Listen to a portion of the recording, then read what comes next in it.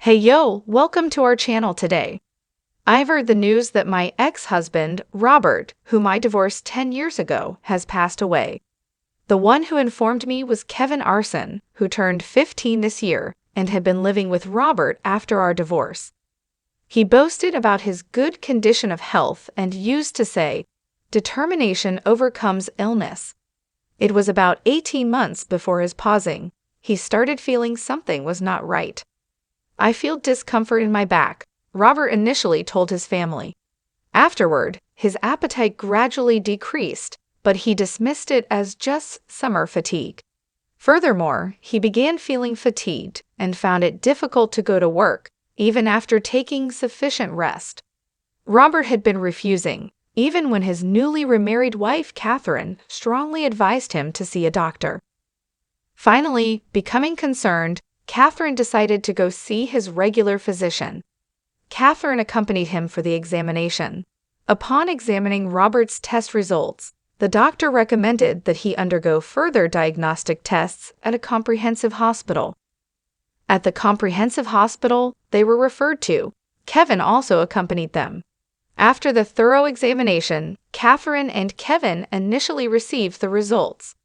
The results revealed that Robert had pancreatic cancer that had spread to his liver, and surgery was not an option to remove the cancer cells.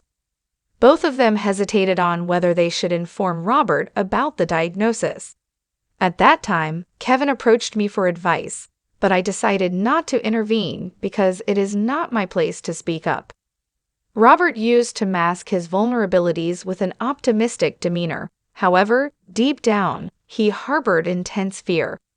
So, if I could say, I wanted to convey that they should avoid telling him about the diagnosis so he can have hope to live. In the end, his wife decided to hide the true diagnosis from him and explained that he had acute pancreatitis. Pancreatic cancer at stage 4 was a severe condition, and chemotherapy was the only available treatment. Dad didn't realize he had cancer because he couldn't undergo chemotherapy, Kevin told me. But I thought to myself, maybe he pretended not to notice to avoid worrying his family. There were moments when it seemed like Robert's condition was improving, possibly due to the effects of treatment. However, the cancer cells were steadily devouring his body. 18 months since the diagnosis of the illness, at the age of 50, Robert has passed away. I was invited to his viewing. It was the first time I met Robert's new remarried wife. "Mom, this is Catherine," Kevin introduced me to her while bringing her over. Although I had heard that she was 15 years younger than my ex-husband, she looked youthful beyond her age. "Thank you for coming today, despite your busy schedule," she quietly said to me. For a brief moment, I noticed a shadow crossing Kevin's face, which made me slightly concerned. A week later, I met Catherine at a cafe near the train station.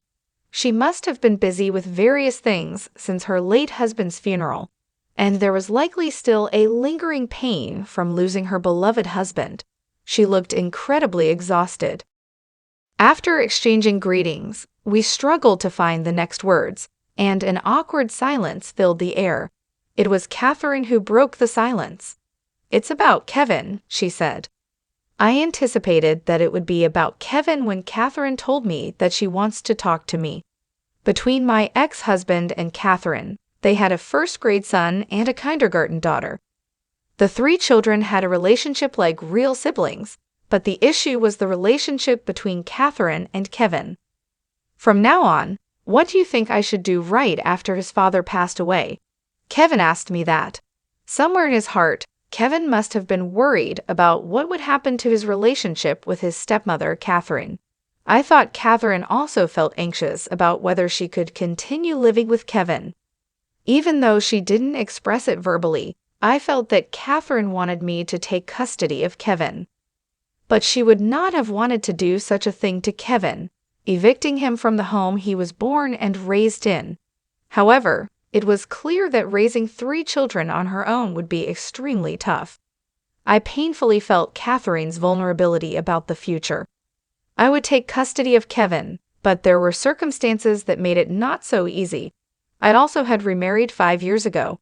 I couldn't be selfish and say to my husband, I want to have Kevin living with us. But I was relieved that Kevin would rely on me regarding the future because I had been a terrible mother who abandoned Kevin. When Kevin was 5 years old, I ran away from home. The cause was the harsh treatment I received from my mother-in-law, with whom Robert and I started living immediately after marriage. The reason we ended up living with my mother-in-law was that Robert worried about her living on her own after my father-in-law passed away, and he suggested it. I thought it would be a problem for her to live on her own, since she was still healthy, but I didn't object to living with her. Since I was working, I had expected her to take care of Kevin, who was just 5 years old. However, right after we started living together, my mother-in-law started interfering with my housework. My mom can be a bit fussy, so she might say something, but don't take it too seriously. That's what Robert said when we decided to live with her. But her words and actions were beyond my imagination. She seemed dissatisfied with everything I did, whether it was the seasoning of the food, the way I cleaned, or how I folded the laundry. Of course, I consulted Robert about my mother-in-law's mistreatment, which was just too much. However, he didn't take it seriously and just said, "It'll be fine. You'll eventually get used to it." But it wasn't fine, and that's why I was seeking advice. Gradually, the stress built up, and I became emotionally unstable. Before I knew it, I was bringing up the topic of divorce with Robert. Realizing that I was serious about my decision, Robert tried to reconcile and asked me to give him another chance, with my mother-in-law promising that he would handle her behavior properly. But at that point, I had completely lost any feelings for him. I wanted to take Kevin with me, but my mother-in-law, who was obsessed with having a male heir, adamantly refused. Desperate to escape from my mother-in-law's mistreatment as soon as possible, I left the house alone. The only consolation was that he acknowledged the cause of divorce was his insufficient support, and he let me keep in contact with Kevin, despite his mother's objections. Then, a year after I left, I received a message from Kevin informing me of my mother-in-law's passing away. Knowing that the abusive treatment from my mother-in-law caused the divorce, it seemed that Kevin had hoped for a marriage between me and Robert. However, at that time, Robert was dating Catherine. Because of what happened between him and me, Robert was hesitant about whether to marry Catherine or not. After Robert's mother passed away, he chose to marry Catherine and live with her. I have a little brother now. Kevin happily shared the news with me when Catherine and Robert had a baby a year after their marriage. He was also happy when a girl was born 3 years later that Kevin boasted, "We siblings get along really well." But I believe that relationship only worked because Robert was there. After the diagnosis of Robert's illness, Kevin seemed to support Catherine wholeheartedly. Catherine seemed to rely on Kevin.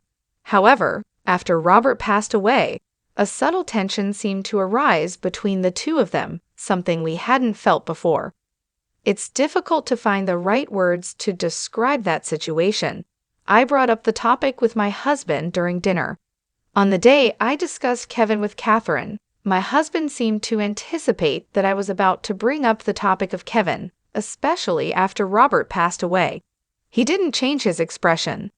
It seems like he sensed that I'm indecisive about the decision. As long as Kevin is fine, I believe it would be okay for us to live together, my husband said, something I had never considered at all. I had told my husband about Robert and Kevin, but other than being informed about his previous marriage, I didn't know much about my husband's past. Everyone has their own history in life. Even though we become family, there are things we may want to say or not say. I didn't push to pry into things or ask uncomfortable questions. However, I did not realize the full significance of my husband's explanation that he had a previous marriage history, not just the history of being divorced. I thought I could never have a family again, but marrying you and becoming a family with you and perhaps even watching a child grow, there's nothing happier than that, he said. After seeing that, my husband began to talk about his own past and to come to terms with it. His ex-wife was the same age as him. They had a son who would have been the same age as Kevin if he were alive. On a certain afternoon about 10 years ago, his phone rang. He didn't recognize the number displayed on the screen. "Hello, this is Smith." Immediately after answering the call, he could not believe what he heard. "Your wife and child have been in an accident and were just brought to a hospital. They are currently undergoing emergency surgery." The nurse who made the call apparently provided various explanations afterward, but he couldn't remember what was said. He explained the situation to his company and rushed to the hospital. When he arrived, he was not taken to a hospital room. In a dimly lit room in the basement of the hospital, 2 beds were placed side by side with his wife and daughter sleeping on them. He could not accept the reality of such a sudden incident, and he remained stunned for a while. According to the police officer, while they were crossing the pedestrian crossing, the distracted driver who was using their phone ignored the traffic signal and hit the 2 of them. Afterward, my husband had a hard time recovering from the sorrow. He found it difficult to concentrate on his work and became fearful of causing trouble for the company. Despite his boss's efforts to persuade him otherwise, he ended up resigning from his position a month after the accident. Several days passed, feeling unable to do anything, but one day, while casually surfing the internet, he came across a victims' self-help group for traffic accidents that regularly held meetings near his house. Although he desperately wanted to change his current situation, he felt uncertain about how to do so. However, recognizing the potential benefit of the support group, he made a decision to participate. At the support group, he engaged in conversations with individuals who had gone through similar painful experiences. Being able to share his worries and sorrows with others provided him with a sense of relief, lightening the burdens he had been carrying alone. As he continued to participate in meetings several times, he gradually found the courage to accept his past and take steps toward moving forward in life. "And then I met you." With tears streaming down his face, he gazed at me with gentle eyes and uttered those words. "Then I thought he will fully embrace Kevin." After that, my husband and I had several discussions involving Kevin, and one day, during summer vacation, Kevin moved into my house. Since the junior high school Kevin attends is located within a reasonable distance from our home, he was able to move without transferring to another school. At the dinner table on the first day of the move, Kevin straightened himself and said to us, "I'm looking forward to being a part of this family. One step at a time, let's become a family, right, Kevin?" My husband said gently to Kevin. Upon hearing that, Kevin appeared slightly surprised and then looked down. On the day Kevin moved in, my husband and I invited Catherine and her 2 children to our house. At first, Catherine hesitated to visit my house, but my husband suggested since it's a fresh start for each of our families, let's celebrate together, and Catherine accepted that. When Kevin looked down, Catherine's 2 children peered into his face and teasingly said, "Hey, Kevin, are you crying?" "I'm not crying." Kevin tightly hugged his younger brother and sister as he said that. My husband and Catherine both gazed at them with cheerful expressions. Families come in different forms, and for us, this is our family. I feel immensely grateful to my ex-husband for bringing us to this point, this new form of family. Thank you so much for taking the time to listen to our story. We appreciate your engagement and interest in the journey of our characters. If you enjoyed the narrative, please consider giving it a thumbs up, sharing it with your friends, and subscribing for more content. Your support means a lot to us, and we look forward to sharing more stories with you in the future. Thanks again, and take care.